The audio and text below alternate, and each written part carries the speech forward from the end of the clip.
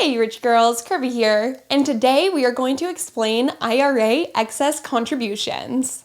I'll go over what an excess contribution is, how to fix an overcontribution in order to avoid taxes and penalties, and give you some tips and tricks on how to avoid this error in the future.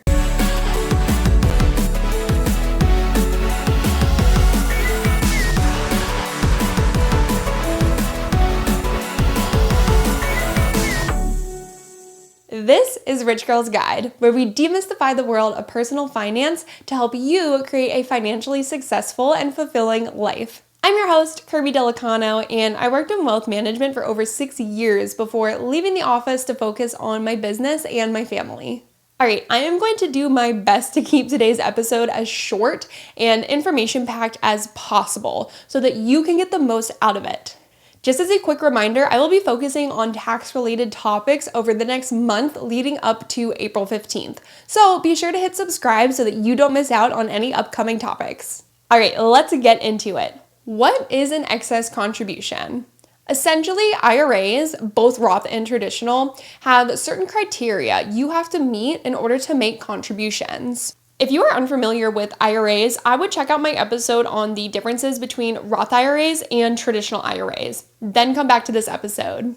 I have found that people are much more likely to overcontribute to a Roth IRA. So let's start there. Roth IRAs have 2 criteria that could exclude you from making a contribution. You have to have earned income in the current tax year to make a contribution, and you have to be below a certain income limit. Really quick, earned income is income that you generated from a job or a business. Passive income does not count, and this includes things like rent from rental properties, dividends and interest from your portfolio, or alimony received from an ex. Essentially, any income that is not coming from an employer or a business that you own. If you are a single tax filer under the age of 50 and you have earned income from a job that is between $6,500 and $138,000, then you can make a full Roth IRA contribution for tax year 2023. If you are over the age of 50, then you can actually make an additional $1,000 catch-up contribution. Just make sure that you have at least $7,500 in earned income for the year. Now, the phase-out range is from $138,000 to $153,000. Meaning, if your income falls within that range, you are only able to make a partial contribution, less than $6,500. Once your income exceeds the top of the phase-out range, $153,000, you are no longer able to make a direct Roth IRA contribution. As a side note, there are different figures for tax year 2024 and a higher income limit for married tax filers. So if you want those figures, wait until the end of this episode and I will go over them. While traditional IRAs have the same earned income criteria,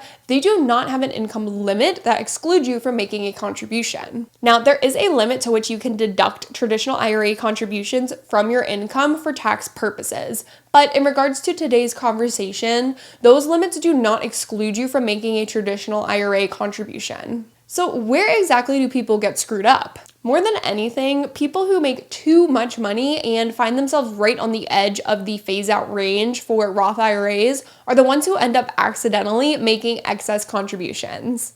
9 times out of 10, they got a raise or they changed jobs in the last year and they just did not realize that their income excluded them from making either a full or a partial contribution. Now, in the case of not having enough earned income, I typically see this with either full-time or part-time students who have a part-time job throughout school. Since they are working, they assume they can fully fund a Roth IRA, but they can fall into the trap of overfunding it because of excess savings they have at the bank, or they are using money from mom and dad. In January of the following year, they'll receive their W-2 from work, and they might realize that they only made $3,000 in 2023, but they contributed $6,500 to their Roth. This means they have excess contributions of $3,500, $6,500 minus their earned income, $3,000. They will need to remove that $3,500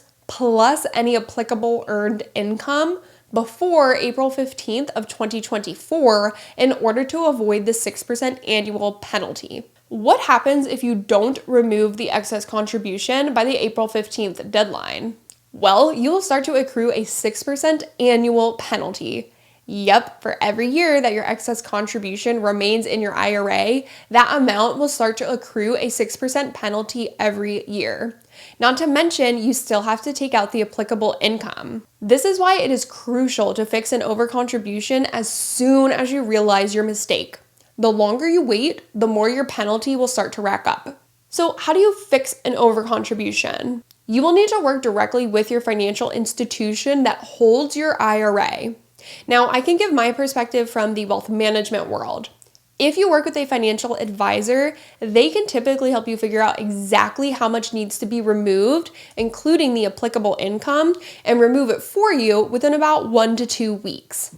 This 1 to 2 week timeline is crucial. If you do not reach out to your advisor until April 14th, you are not going to get your excess contribution removed in time. The sooner you start the removal process, the better. Now, if you do not work with a financial advisor and you have a self-directed IRA that is held at like a large financial institution, best of luck to you.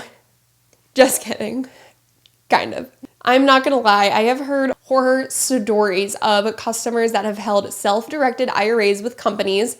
One company in particular is coming to mind, and they tried correcting an overcontribution for years. The thing about removing money from an IRA before you hit 59 and a half is that you have to be extra careful on how that distribution is labeled at the financial institution. You cannot just pull out money. If you make just like a regular schmegular distribution that is not labeled as a removal of excess contribution, you could very well find yourself A, getting taxed on the distribution, B, getting penalized for an early distribution, and C, still technically have the excess contribution in your account, racking up the annual penalty. It can be a bit of a nightmare, and it really needs to be done correctly the first time. And the easiest way to do that is to make sure someone that is knowledgeable at the financial institution is helping you along the way. Each institution is going to have different practices. Now, you will most likely need to sign a form, attest to the amount that needs to be removed, and then depending on the institution, you might also need to log into their website and actually complete the removal yourself. I will say having a financial advisor in this kind of situation is well worth the money. Tips and tricks on how to avoid an overcontribution. First, make sure you will have enough earned income throughout the year to contribute to an IRA.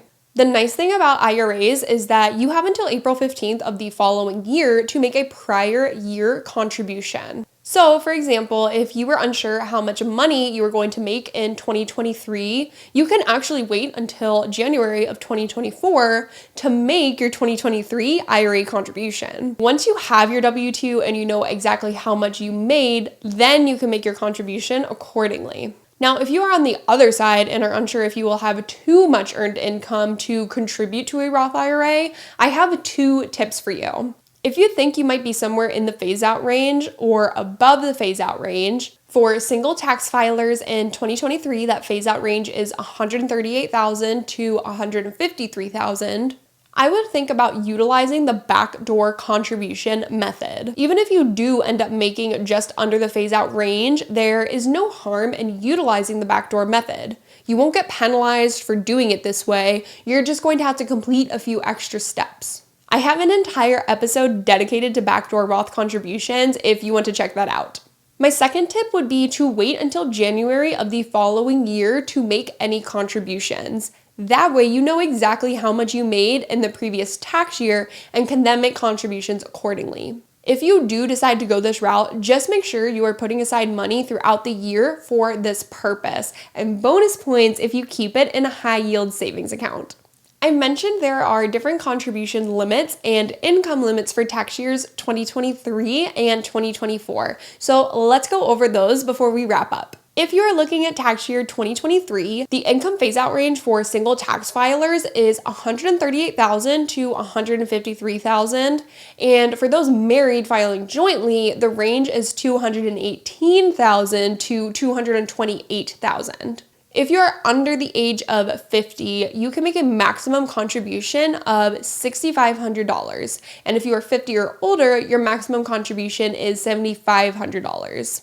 For 2024, they increased everything across the board. The phase-out range is $146K to $161K for my single tax filers and $230K to $240K for my married filing jointly folks. They also bumped up the maximum contribution amount by $500. So for those under 50, you can now contribute $7,000, and for those 50 and older, you can contribute $8,000. Thank you so much for listening. I hope this helps out a few of you, and be sure to tune in next Monday for a brand new episode. Later, Rich Girls.